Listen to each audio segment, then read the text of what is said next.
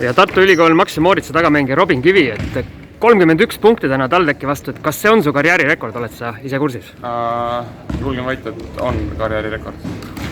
Üldse see mäng sul nii-öelda TalTechi vastu on sel hooajal väga hästi kulgenud, et vaatasin just järele 25 punkti ja 20 oled ka neile pannud, et miks just nii?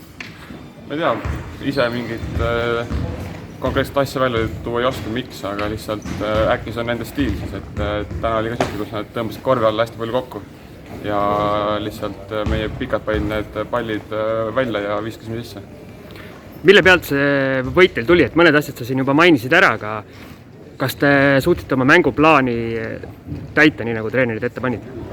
No selles mõttes oligi natukene selline kohtumine, mis eriti tihti ei ole, et kuna nad mängisid vahepeal 4 lühikesega, mida eriti tihti ei juhtu, et siis me pidimegi oma tugevuse korvi all ära kasutama ja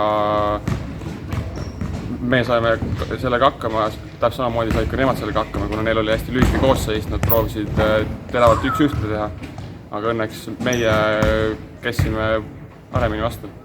Teil on see hooaeg käinud nii-öelda väga üles-alla, et vahepeal olite ka üsna suures augus, kui teil need eelmised võõrmängijad ära läksid, et kas te nüüd hakkate, kuidas sina tunned, et kas nüüd hakkate taas nagu koguma oma mängu ja mängu leidma?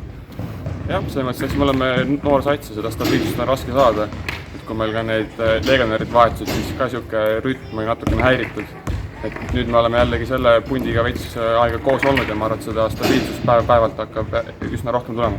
Siin Eesti koondise peatreener Jukka Toiala ka vaatas seda mängu ja vaatab enamus mänge, mis siin vähemalt Tallinnas on, et kas sa seda ka nii-öelda endal kuidagi kuklast tunnetad, et sa oled ka jõudnud juba sinna esialgsesse nimekirja koondises, et kindlasti neid permimänge vaatasid ka, et kas tahaksid ka ikkagi mingi hetk selle murde või läbimurde ka teha, et sinna põhikoosseisu jõuda, et eriti kui see EM veel tulemas järgmine aasta? Kindlasti, et see, kas treener koondise peatreener mänge vaatab või vaata, see mind ei nagu heiduta, lihtsalt ongi see, et iga päev kui teha trenni ja iga mäng ongi see eesmärk, et koondisse saada, et see on see nii-öelda motivaator.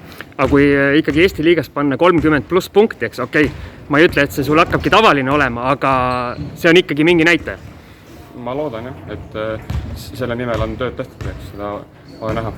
Aga on Jukka nii-öelda sinuga kuidagi eraldi rääkinud ka, et tulevikust või üldse millestki? Paar sõna oleme rääkinud, aga nii palju trehvend ei ole, et oleks saanud maha istuda. Et ongi, et suvel, kui nüüd treenid hakkab pihta, eks me siis saame nii-öelda rohkem nagu omavahel rääkida ja eks ole näha, kuidas see koostöö hakkab olema.